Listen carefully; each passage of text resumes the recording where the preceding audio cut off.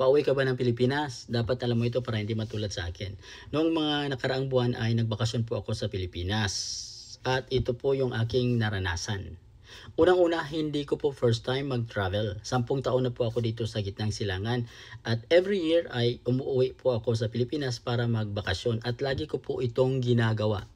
But for my 10 years of travel, first time ko po itong naranasan dahil hindi ko po alam yung mga panibagong rules and regulations sa airport or sa airplane or sa aviation. Wag na wag po ninyong ilagay ang inyong mga battery bank sa inyong check-in luggage. Yan po yung aking ginawa.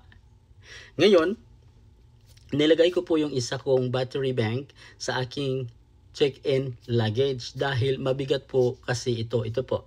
Ayan. Yan. Ngayon, ang nangyari ay kinuha po ito ng airport management na hindi ko po nalalaman. Yun po ang nangyari. Ngayon, hindi ko po alam na sinira na po nila yung aking luggage. Kumbaga, sinira po nila ito upang kunin yung bagay na supposedly ay hindi na talaga dapat nilalagay sa check-in bag or luggage, in which yun po yung battery bank. Ngayon, pagdating ko po ng NAIA, nagulat po ako kasi yung aking check-in luggage ay sira na po siya. Paano ko po nalaman? From afar, nakita ko na po yung aking luggage, wala na po siyang plastic wrapping.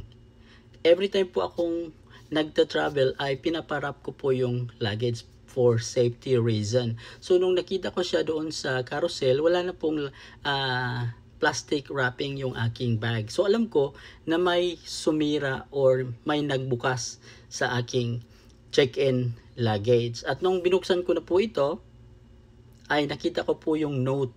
Mayroon pong note nilagay nila doon sa aking check-in luggage na nagsasabing binuksan nila yung aking luggage upang kunin yung isang bagay na hindi na dapat nilalagay doon sa check-in luggage, in which yun po yung battery bank na nilagay ko doon. So paalala lang po, wag po nating ilagay yung ating mga battery bank ngayon kung kayo ay magta-travel sa ating check-in luggage upang hindi po kayo maabala o maaberya.